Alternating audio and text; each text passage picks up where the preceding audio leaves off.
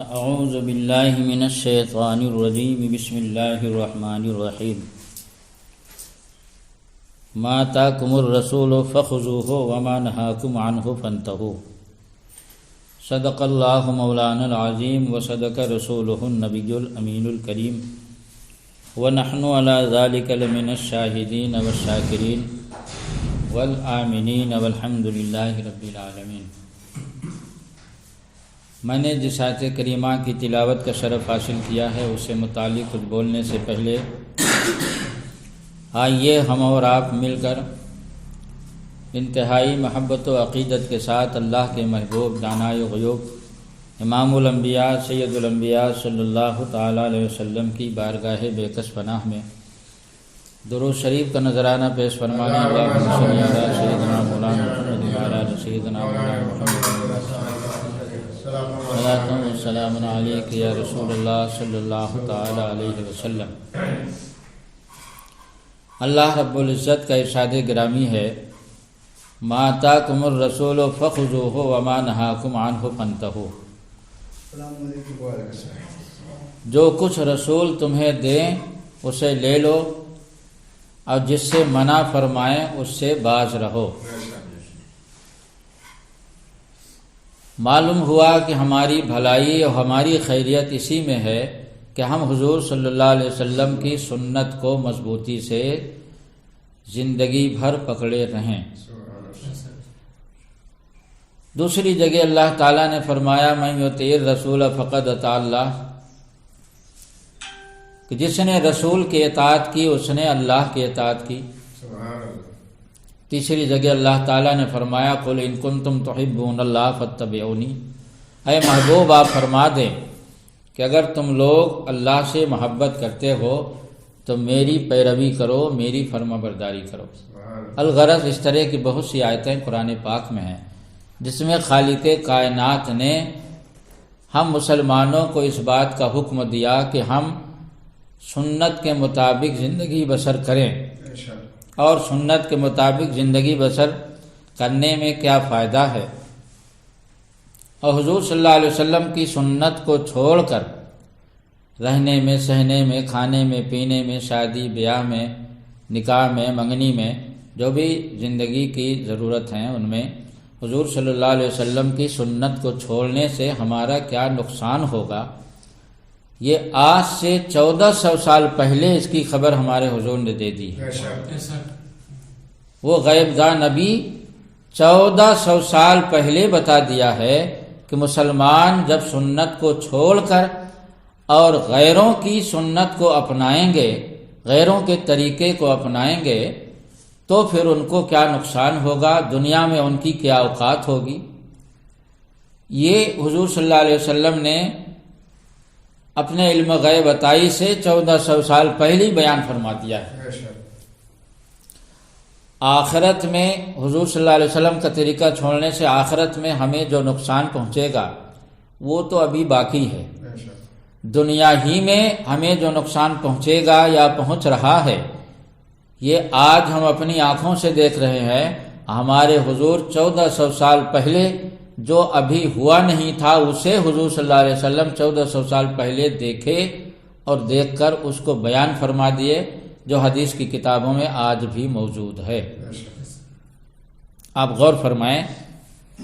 کہ آج لوگوں کا کیا حال ہے۔ لوگ شادی ہی ایک مثال لے لیجئے کہ شادی میں منگنی سے لے کر سگائی اور منگنی سے لے کر ولیمہ تک پوری شادی میں لوگ یہودیوں اور انگریزوں کی نقل کرنے اور ان کے طریقے کو اپنانے میں فخر محسوس کرتے ہیں، فخر محسوس کرتے ہیں اور اسی میں اپنی ترقی اور اپنی عزت سمجھتے ہیں۔ مگر اللہ رسول کی بارگاہ میں ایسے لوگوں کا کیا حال ہوگا اور دنیا ہی میں کیا حال ہمارا ہے یہ سب ہمارے حضور پہلے بتا چکے۔ آپ دیکھیں کہ شادیوں میں جو ہمارا طریقہ ہے یہ کہ ہم زمین میں دسترخوان بچھا کر اور اس پر سنت کے مطابق کھانا کھائیں، لیکن اس میں ہم اپنی توہین سمجھنے لگے، ہماری فکر ایسی پلٹ گئی اور ہم اتنا دین کے معاملے میں سست ہو گئے کہ چونکہ انگریز کرسی پہ کھانا کھاتے ہیں تو ہم نے کرسی پر کھانا کھانا شروع کر دیا۔ پھر انگریزوں نے جب کرسی اٹھا کر اور کھڑے کھڑے کھانا شروع کر دیا تو ہم شادیوں میں کھڑے کھڑے کھانا شروع کر دیے، اور ہم نام دیتے ہیں کہ شادی سنت ہے، سارا کام سنت کے خلاف ہو رہا، اس کے بعد بھی سنت ادا کر رہے ہو، اسی کا نام سنت ہے۔ اور اب تو یہ عالم ہو گیا کہ ایسے ایسے جوتے چلے ہیں کہ جن کو آسانی سے اتارا بھی نہیں جا سکتا، جوتے پہنے پہنے انگریزوں جیسا لباس، انگریزوں جیسا کھڑا، اور اب تو وہ کھڑے کھڑے کھاتے کھاتے ٹہل ٹہل کے کھانے لگے، تو مسلمان ٹہل ٹہل کے کھانا کھاتا ولیمہ۔ اور اسی میں اپنی ترقی، ایک صاحب تو الہ آباد شہر میں مجھ سے کہنے لگے کہ حضرت میں ایک شادی میں گیا، وہاں پر سارے لوگ دیکھا میں نے کہ وہ کھڑے کھڑے کھا رہے تھے، تو میں کھانا لیا پلیٹ میں اور روٹی لی اور ایک کنارے بیٹھ کر ہم نے کھانا کھایا سنت کے مطابق۔ تو ان کے گھر کی عورتیں مجھ کو تانا دے رہی تھی کہ تم نے ہماری ناک کٹا لیا، یعنی ہم نے سنت کے مطابق کھانا کھا لیا، تو یہ اللہ رسول کا کلمہ پڑھنے والے کہہ رہے کہ تم نے ہماری بے عزتی کروا دیا۔ سارے لوگ کتنی شان سے کھڑے ہو کے کھانا کھا رہے تھے، ٹہل ٹہل کے، وہیں پر ظاہر سی بات ہے جب کھڑے ہو کے کھانا کھائیں گے، نہ دسترخوان ہے نہ کوئی احتیاط ہو سکتی ہے تو گرے گا بھی، اور جوتا پہنے پہنے رزق الہی کے اوپر روند رہے ہیں، اور عقل کیسی پلٹ گئی ہے کہ اسی میں اپنی شان اور اپنی ترقی بھی سمجھ رہے ہیں۔ اور جو بیٹھ کر، مان لیجئے کوئی اللہ کا بندہ بیٹھ کر کنارے کہ چلو یار کھڑے کھڑے کھانا سنت کے خلاف بیٹھ کر کھائیں، تو اس کو تانا دیتی ہیں اس کے گھر کی عورتیں، اتنا زیادہ ایڈوانس ہو گئی ہیں کہ تم نے ہماری ناک کٹا لیا، ہماری بے عزتی کروا دیا۔ سارے لوگ شان سے کھڑے ہو کے کھا رہے تھے، اور مطلب وہ اپنی شادی میں کھڑے ہو کر کھانے میں بڑی شان اور بڑی ترقی سمجھ رہے ہیں، وہ سمجھ رہے ہیں کہ ایک آدمی بیٹھ کر کھانا کھا کے ہماری توہین کروا دیا۔ حضور صلی اللہ علیہ وسلم کی سنت کو چھوڑ کر شادی ہو یا آبادی ہو یا کوئی بھی کام ہو، سنت کو چھوڑ کر کیا ہوتا ہے وہ میں ابھی انشاءاللہ بتاتا ہوں۔ اور جو آج ہو رہا ہے حضور صلی اللہ علیہ وسلم نے 1400 سال پہلے بیان کیا۔ دیکھیے میں حدیث شریف آپ کو سناتا ہوں۔ یہ حدیث شریف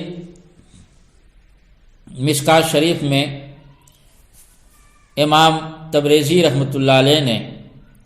مشکات شریف جلد ثانی صفحہ نمبر 458 پر اس حدیث شریف کو بیان فرمایا کہ حضرت ابو سعید رضی اللہ تعالیٰ عنہ فرماتے ہیں کہ رسول اکرم صلی اللہ علیہ وسلم نے فرمایا کہ تم اپنے سے اگلوں کی راہ چلو گے بالشت بالشت کے مطابق اور گز گز کے مطابق۔ اگلوں سے مراد یہودی اور عیسائی ہیں، جیسا کہ نیچے حدیث شریف میں آ رہا۔ اگلوں سے مراد یہ پچھلی جو امت گزری ہیں یہودی اور عیسائی کہ حضور فرماتے ہیں کہ تم یہودیوں اور عیسائیوں کے ایسے عاشق اور فریفتہ ہو جاؤ گے کہ بالشت بالشت ان کے مطابق چلو گے، مطلب جیسے ایک بالشت دوسرے بالشت کے بالکل برابر ہوتا، ذرہ برابر کم زیادہ نہیں ہوتا، اسی طرح تم یہودیہ اور عیسائیوں کے طریقے کو اپنانے میں ذرہ برابر پیچھے نہ رہنا چاہو گے۔ حضور کی سنت کو لپیٹ کے طاق پہ رکھ دو گے اور حضور کی سنت پہ چلنے میں تم اپنی توہین سمجھو گے، اور یہودی اور عیسائیوں کی سنت اور ان کے طریقے پر چلنے میں تم اپنی اتنی شان سمجھو گے کہ جیسے ایک بالشت دوسرے بالشت سے ذرہ برابر کم نہیں ہوتا، اسی طرح تم ان کی سنت ان کے طریقوں کے اپنانے میں ذرہ برابر کم نہ ہوگے۔ یا تو یہ کہ گز گز کے برابر، گز کا بھی لفظ حضور نے استعمال، آپ جانتے ہیں ایک گز اور دو گز میں ذرہ برابر کا فرق نہیں ہوتا، دونوں گز برابر برابر ہوتے ہیں۔ تو حضور نے فرمایا کہ جیسے جیسے یہودی عیسائی کریں گے کھانے میں پینے میں رہنے میں سونے میں، آپ دیکھ رہے ہیں کہ جیسے جیسے آج عیسائی یہودی کرتے ہیں، مسلمان اپنے حضور کی سنت کو چھوڑ کر اور ان کے طریقے کو اپناتا ہے اور اسی میں اپنی شان و ترقی سمجھتا ہے۔ سنو ابھی اس کا نتیجہ کیا ہوگا وہ بھی حضور نے بتایا۔ پہلے تو حضور نے ہمارے غیب داں نبی نے اس بات کی خبر دی کہ تم بالشت کے مطابق، گز کے مطابق، جیسے ایک بالشت دوسرے بالشت سے ذرہ برابر کم زیادہ نہیں ہوتا، گز سے ذرہ برابر کم زیادہ نہیں ہوتا، اسی طرح تم اپنے طور طریقے تہذیب کلچر کو عیسائیوں یہودیوں کے تہذیب کلچر میں ڈھال دو گے، اور وہ جو کریں گے۔ آگے سنیے، حضور صلی اللہ علیہ وسلم فرماتے ہیں حتیٰ کہ یہاں تک کہ وہ گوہ کے سوراخ میں اگر گھسے ہوں گے تو تم بھی ان کے پیچھے چلو گے۔ یعنی تم اتنا عاشق اور دیوانے ہو جاؤ گے ان کی تہذیب اور کلچر کے پیچھے، ان کے سنت اور طریقے کو اس قدر اپناؤ گے کہ اگر وہ گوہ کے بل میں گھس جائیں گے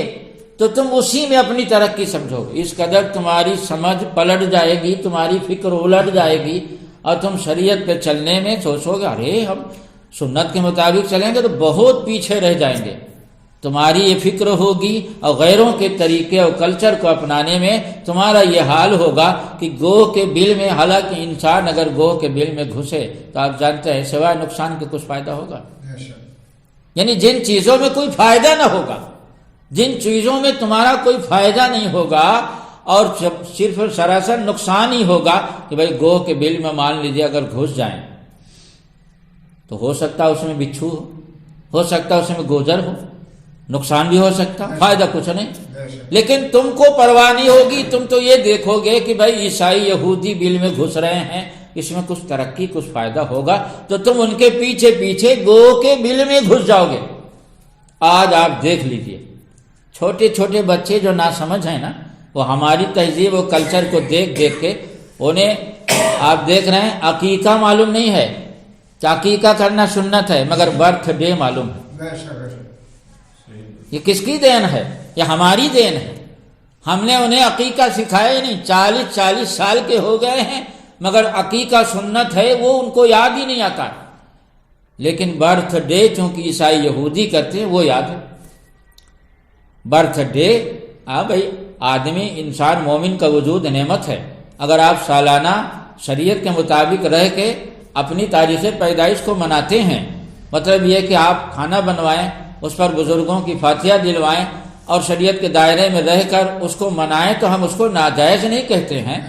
کیونکہ شریعت کے اندر رہ کے اگر کوئی چیز آپ کرتے ہیں وہ سنت نہیں ہے تب بھی کم سے کم جائز ہے، ہم اسے ناجائز نہیں کہتے ہیں۔ مگر آپ جانتے ہیں کہ آپ شریعت کے مطابق اگر برتھ ڈے کریں یا جائز طریقے سے تو دوسروں کو تو چھوڑ دو، خود آپ کی عورتیں اور آپ کے بچے پسند نہ کریں گے، ارے کیک نہیں کاٹا آپ نے،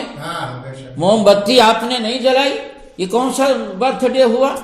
ان کو پتہ ہی نہیں کہ سنت کی کیا اہمیت اور کیا قدر ہے۔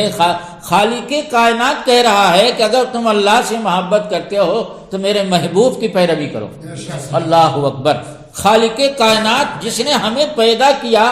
وہ کہہ رہا میرے محبوب کی پیروی کرو۔ اگر محبوب کی پیروی میں ہماری نجات و ترقی نہ ہوتی تو خالق کائنات سے زیادہ کون جان سکتا ہماری ترقی؟ جس نے ہمیں پیدا کیا، جو ہمارے ماں باپ سے زیادہ ہم سے محبت کرتا ہے، جو غفور الرحیم ہے، جو رحمان ہے، جس کی شان کریم ہے،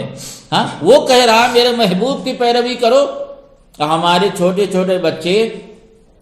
ہماری تہذیب اور کلچر کو دیکھ کر جناب والا آج یہ عالم ہے کہ اگر شریعت کے مطابق ہم ان کا برتھ ڈے بھی منائیں، کھانا بنا کے سال ثواب کریں، بزرگوں کو شریعت کے مطابق بیٹھال کے زمین پر اگر کھانا کھلا دیں تو ارے کرسی پر آپ نے نہیں کھلایا، کھڑے کھڑے نہیں کھلایا، آپ نے کیک نہیں کاٹا، آپ نے موم بتی نہیں جلائی، یہ سب ہماری دین ہے کہ ہم نے ان کو سنت سکھایا ہی نہیں۔ اور جب ہم خود سنت نہیں جانتے، ہم خود سنت کے مطابق عمل نہیں کرتے تو ہم اپنے بچوں کو کیا سکھائیں گے؟ سنو دیکھو، حضور فرماتے ہیں کہ اگر یہودی اور عیسائی، نام نہیں لیا حضور نے، اگر وہ یعنی اگلی امتیں جو گزری ہیں، اگلے لوگ، اگر وہ گوہ کے بل میں گھس جائے تو تم گوہ کے بل میں گھس جاؤ گے۔ تم کو یہ مطلب تمیز نہیں رہے گی کہ بل میں گھسنے میں فائدہ ہے کہ نقصان ہے یا فضول ہے، کچھ نہیں، تم بس یہ ایک دم مزاج بنا لو گے کہ غیروں کے طریقے کو اپنائے بغیر ہم ترقی نہیں کر پائیں گے۔ اب دیکھیے حضور صلی اللہ علیہ وسلم صحابہ کے سامنے بیان فرما رہے تھے اس مسئلے کو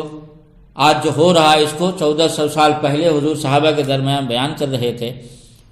تو عرض کی گئی، کسی نے پوچھا، راوی کو نام معلوم نہیں ہے، کسی نے پوچھا کہ حضور یہ جو آپ فرما رہے ہیں اگلے لوگوں کی راہ تم چلو گے، ان سے کون مراد ہیں، یہودی اور عیسائی؟ حضور نے فرمایا فمن، لو اور کون لوگ مراد ہیں، فمن لو اور کون مراد ہے؟ یعنی مسلمان سنت سے اتنے دور ہو جائیں گے، شریعت سے اتنے دور ہو جائیں گے کہ یہودی اور عیسائیوں کے طریقے کے مطابق سونا جاگنا، آج دیکھ رہے ہیں آپ کہ اگر مسلمانوں کو، دیکھیے کتا پالنے کے بارے میں شریعت کا یہ مسئلہ ہے کہ اگر ضرورت ہے آپ کو گھر کی حفاظت کے لیے، کھیتی کی حفاظت کے لیے، کھلیان کی حفاظت کے لیے، تو آپ پال سکتے ہیں، مگر گھر کے اندر نہ جائے، کیونکہ کتا جس گھر میں ہوتا رحمت کے فرشتے نہیں آتے، یہ حدیث آپ نے بار بار سنی ہوگی۔ اور اگر مجبوری ہے آپ کی، پالنا ہی چاہتے ہیں تو گھر سے باہر رہے، گھر سے باہر ہی اپنا کھانا پینا اس کو دے دیجئے۔ لیکن آج دیکھ رہے ہیں آپ کتا پالنا جائز ہی نہیں، ضروری سمجھ رہے ہیں کچھ لوگ، اور وہ بھی کتا یہ جو حفاظت والا، یہ والا نہیں، انگریزی کتا ہونا چاہیے، کیونکہ اگر انگریزی کتا نہیں پالیں گے تو پھر انگریزوں سے پیچھے رہ جائیں گے، شان کے خلاف ہو جائے گا۔ جب دیکھا کہ انگریز یہاں کتا پالتے ہیں تو مسلمان کتا پالنے لگے۔ اب دیکھا کہ صبح یار انگریز کتے کو لے کر پکڑ کے جو ہے تو زنجیر میں گھماتا ہے، ٹہلاتا ہے، تو مسلمان بھی گھمانے اور ٹہلانے لگے، پتہ ہی نہیں چلتا کہ انگریز جا رہا کہ مسلمان جا رہا۔ صبح فجر کے بعد مسلمان کی شان یہ تھی کہ فجر کے بعد قرآن کی تلاوت کرے، ذکر خیر کرے چاشت تک، اور پھر چاشت کی نماز پڑھ کے کوئی کام کرے، یہ شان مسلمان کی تھی۔ اور مسلمان صبح فجر کی نماز تو دور کی بات ہے، صبح اٹھتے ہی کتے کو نہلاتا ہے، اور نہلانے کے بعد ڈوری پکڑ کر تو اس کو ٹہلاتا ہے۔ کیوں ایسا کر رہا؟ اس کو پتہ نہیں کچھ، کس میں کچھ فائدہ ہے کہ نقصان ہے، اس کو کچھ پتہ ہی نہیں، بس وہ اتنا جانتا ہے کہ انگریز ایسا کرتے ہیں، ہم نہ کریں گے تو پیچھے رہ جائیں گے،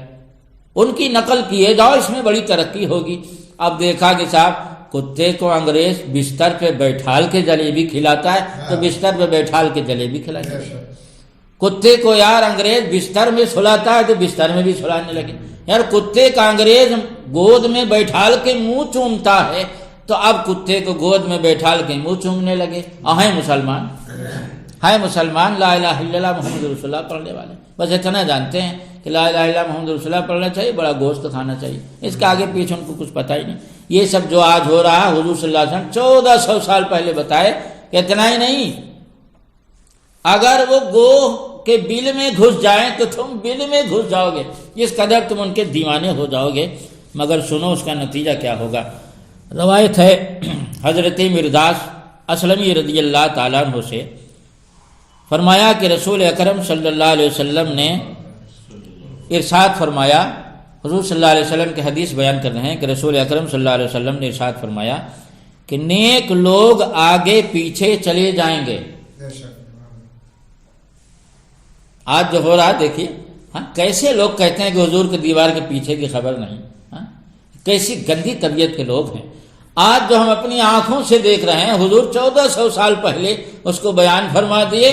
اور صحابہ نے روایت کیا، محدثین نے حدیث کی کتابوں میں آج بھی لکھ دیا، ہم لوگ مطالعہ کرتے ہیں، اس کو آپ کے سامنے چن چن کے لاتے ہیں۔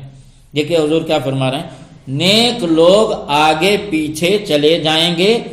اور بھوسی رہ جائے گی، بھوسی صرف رہ جائے گی۔ کیسی بھوسی؟ جیسے جو کی بھوسی ہوتی ہے اور چھہارے کی بھوسی۔ آپ غور کریں کہ جو کی بھوسی جب جو کے ساتھ لگی رہتی ہے تو جو بھاؤ جو بکتا ہے وہی بھاؤ بھوسی بک جاتی ہے۔ غور کر رہے ہیں نا؟ اور چھہارے کی بھوسی، چھہارے کا برادہ جب چھہارے کے ساتھ لگا رہتا ہے تو جو بھاؤ چھہارا بکتا ہے خرما، وہی بھاؤ بھوسی اور اس کا برادہ بکتا ہے۔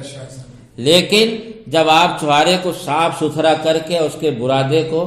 نکال کے بالکل سب الگ کر کے اکٹھا کرتے جائیے، چھہارا جب پیڑ سے توڑتے ہیں تو توڑنے کے بعد گچھا سے نکال کر اس کو صاف ستھرا کرتے ہیں، اور اس میں جو اور چیزیں ہوتی ہیں زہر، وہ سب کو نکال کے کنارے رکھے جاتے ہیں، برادہ کے طور پر وہ اکٹھا رہتا ہے۔ اسی طرح جو کی جب بھوسی نکالی جاتی ہے تو وہ بھی جو کی بھوسی نکال کے ایک کنارے رکھے جاتے ہیں۔ وہ بھوسی کیا ہوتی؟ اس کو لے جا کے کوڑے دان میں ڈال دیا جاتا ہے، کوڑے خانے پر پھینک دیا جاتا ہے۔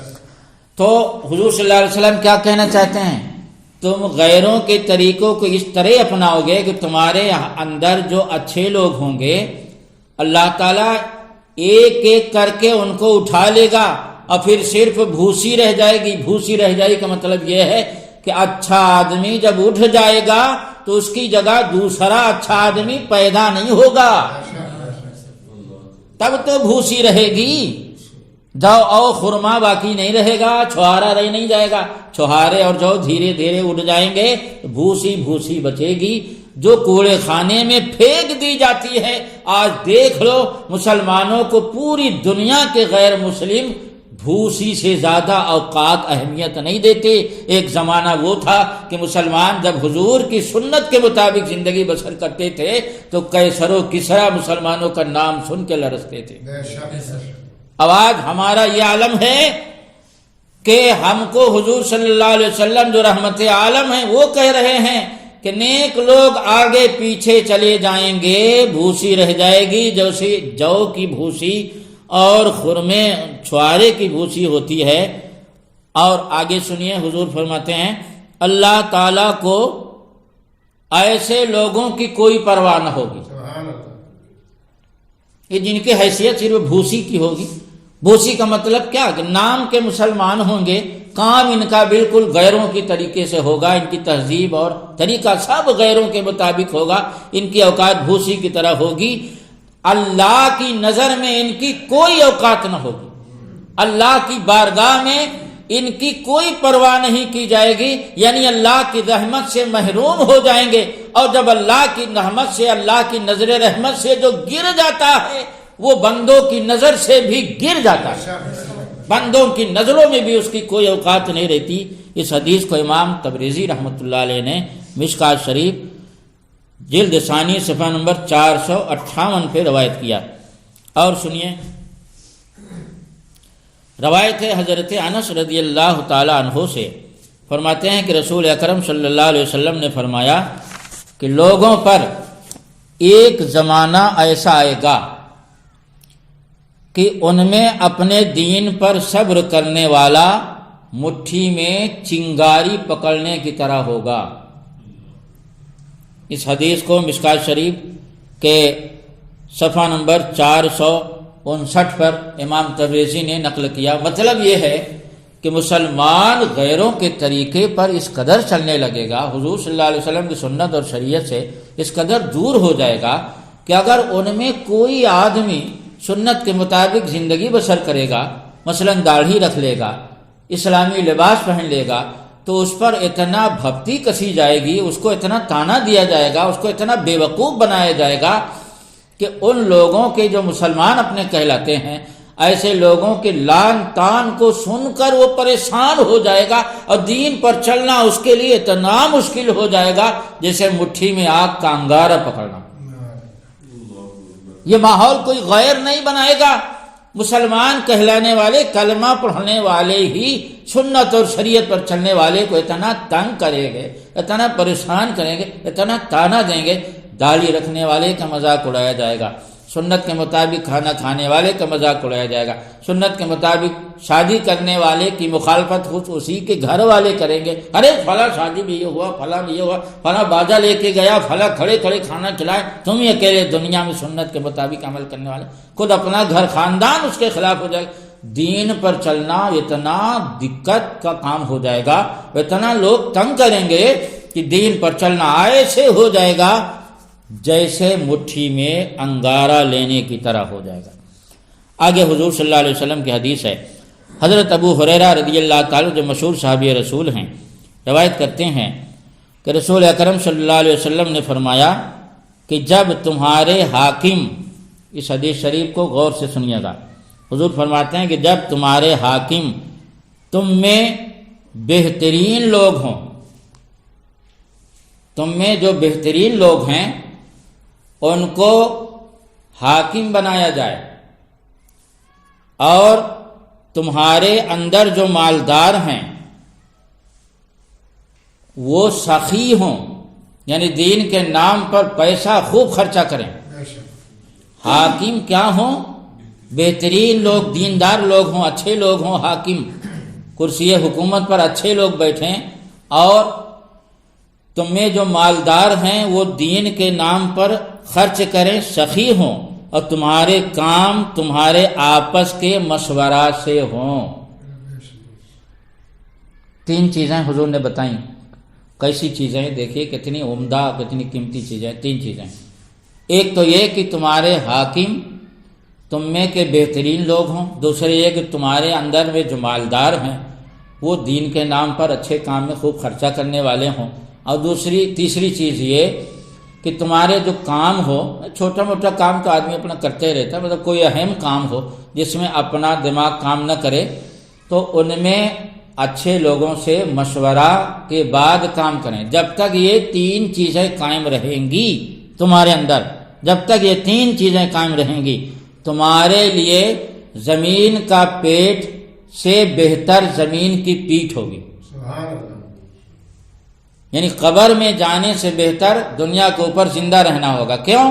جب حاکم دیندار ہوگا، مالدار سخی ہوں گے، کام مشورے سے ہوں گے، تو دین پر چلنا بالکل آسان ہو رہا ہے، بالکل آسان ہوگا۔ اور جب دین پر چلنا آسان ہوگا تو جتنی لمبی زندگی ہوگی اتنی زیادہ نیکی ہوگی۔ ظاہر سی بات ہے، جتنی لمبی زندگی ہوگی پھر اس وقت موت سے بہتر، قبر سے بہتر زندگی اور زمین پر رہنا ہوگا، کیونکہ جتنی لمبی زندگی اتنی زیادہ نیکی۔ آگے تصویر کا دوسرا رخ جو اس کا اپوزٹ حضور صلی اللہ علیہ وسلم نے بیان کیا، اس کو دیکھیے۔ حضور صلی اللہ علیہ وسلم فرماتے ہیں، اور جب تمہارے حاکم تم میں سے بدترین لوگ ہوں، برعکس اس کے حضور نے کیا فرمایا؟ جب تم میں سے تمہارے حاکم بدترین لوگ بننے لگیں، اور بدترین لوگ تمہارے حاکم بن جائیں، اور تمہارے مالدار تم میں سے کنجوس ہو جائیں،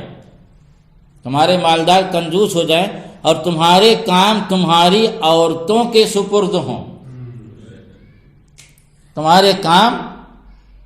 تمہاری عورتوں کے مشورے سے ہونے لگیں، تو حضور فرماتے ہیں تو زمین کا پیٹ تمہارے لیے اس کی پیٹھ سے بہتر ہے۔ یعنی اس وقت مر کے قبر میں چلا جانا بہتر ہے، کیونکہ زمین کے اوپر رہنا پھر دین پہ چلنا بڑا مشکل ہے۔ تو اس وقت جس کی عمر جتنی زیادہ کم ہوگی وہ گناہوں سے اتنے زیادہ بچ جائے، عمر کم ہوگی تو گناہ بھی کم ہوں گے۔ اس حدیث شریف کو امام تبریزی رحمۃ اللہ علیہ نے مشکات شریف جلد ثانی صفحہ نمبر 459 پر بیان فرمایا۔ اب ایک حدیث شریف سنیے، اس کے بعد تقریر ختم کرتا ہوں، اور یہ حالات حاضرہ کے مطابق بڑی پیاری حدیث ہے، اس کو سماعت فرمائیں۔ روایت ہے حضرت ثوبان رضی اللہ تعالیٰ عنہ سے، فرماتے ہیں کہ رسول اکرم صلی اللہ علیہ وسلم نے فرمایا کہ قریب ہے کہ امتیں تم پر ایک دوسرے کو ایسی دعوت دیں جیسے کھانے والے اپنے پیالہ کی طرف۔ معلوم ہے کہ دنیا قیامت تک حضور صلی اللہ علیہ وسلم کے سامنے ایسے ہے جیسے آئینہ سامنے ہے۔ اب کیا ہونا ہے، 100 سال کے بعد کیا ہونا، 200 سال کے بعد کیا ہونا، 1000 سال کے بعد، 1400 سال کے بعد، قیامت تک آئینہ کی طرح حضور دیکھتے تھے۔ کیا فرما رہے ہیں؟ قریب ہے کہ امتیں،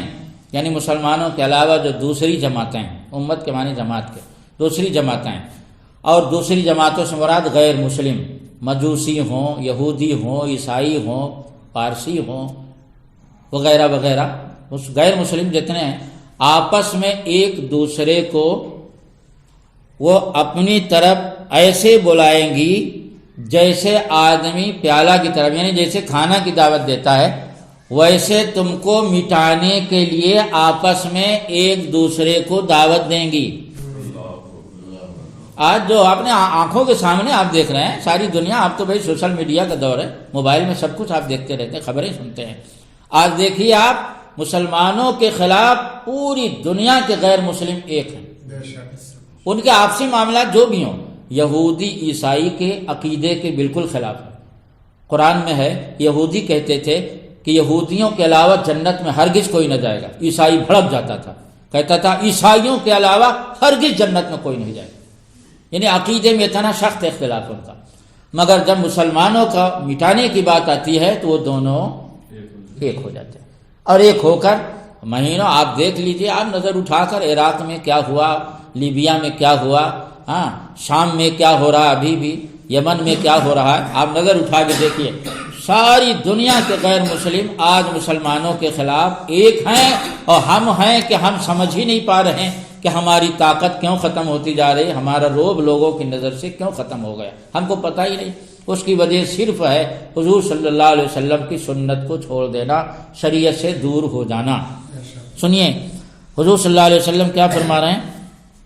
قریب ہے کہ امتیں یعنی مسلمانوں کے علاوہ جو دوسری جماعتیں ہیں وہ تم پر ایک دوسرے کو آپس میں ایسی دعوت دیں جیسے کھانے کے لیے کھانے والے کو اپنے پیالے کی طرف۔ تو کہنے والا بولا، یعنی صحابہ جو موجود تھے، تو یہ سن کر ان کے دماغ میں یہ بات آئی کہ آج اسلام پھیل چکا ہے، مسلمان بڑی سختی سے اسلام پر عمل کرتے ہیں، اور آج تو یہ عالم ہے کہ بڑی بڑی طاقت قیصر و کسریٰ جن سے دنیا لرزتی تھی، وہ مسلمانوں کے نام سن کر تھر تھر کانپتے تھے،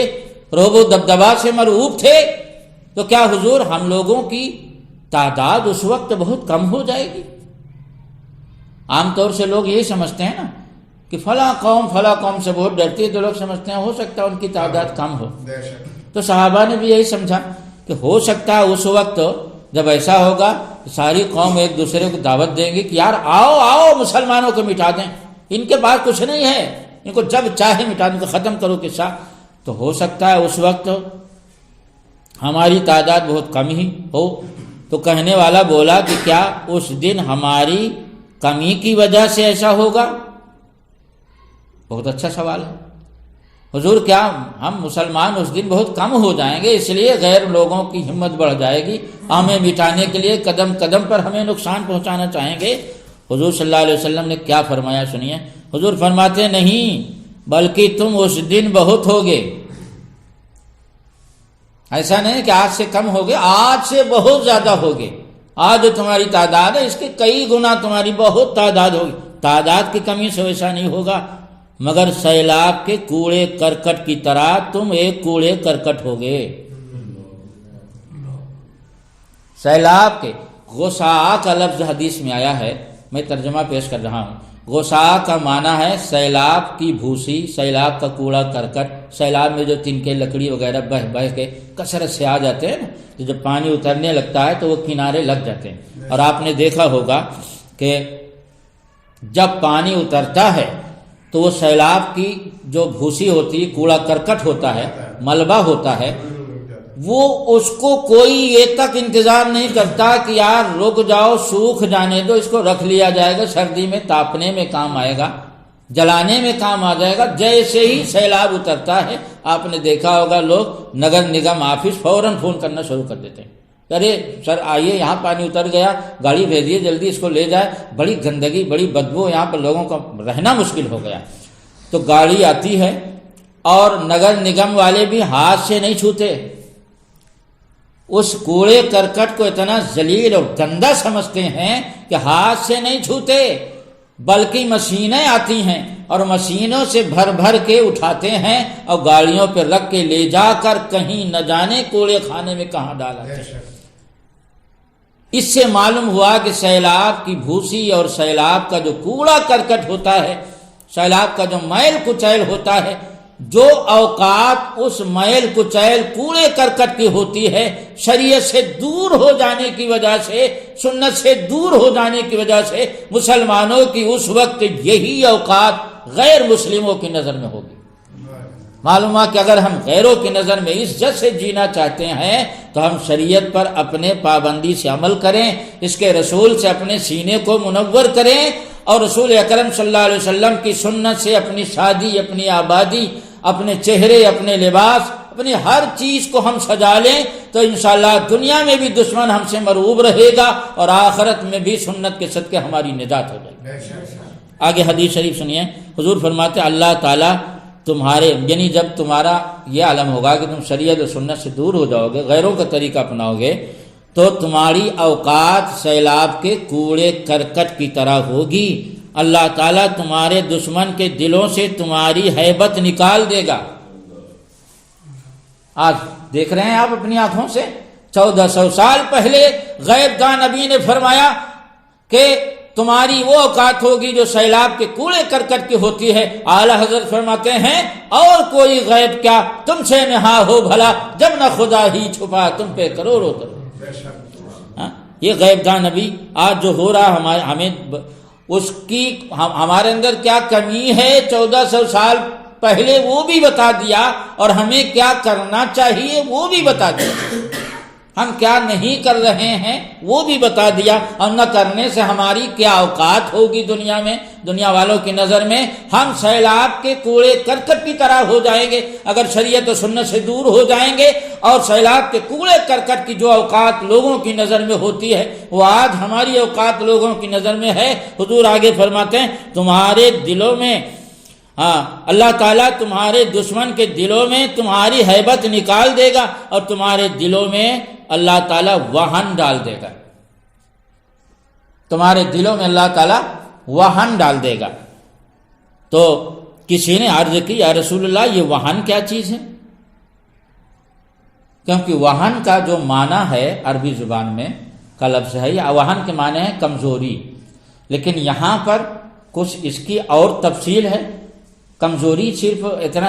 بات سمجھ میں نہیں آ رہی، کچھ صحابہ سمجھ گئے کہ اس کا کچھ مطلب ہے خاص. تو صحابہ نے عرض کہ حضور وہن کا مطلب کیا؟ مطلب یہاں پر وہن سے کیا مراد لے رہے ہیں آپ؟ یہ وہن کیا چیز ہے حضور؟ حضور صلی اللہ علیہ وسلم نے فرمایا دنیا سے محبت اور موت سے ڈرنا. یہ بنیادی چیز جو مسلمانوں کے کردار اور کیریکٹر کو برباد کرنے والی ہوں گی، وہ اس دور کے مسلمانوں میں دو بنیادی چیزیں آ جائیں گی. ایک تو یہ کہ ناجائز اور حرام دنیا سے اتنی زیادہ محبت ان کو ہو جائے گی کہ اللہ رسول کی پرواہ نہ کریں گے تو اللہ رسول بھی ان کی پرواہ نہ کریں گے. اور دوسری چیز یہ ہے کہ مرنے سے ڈرنے لگیں گے،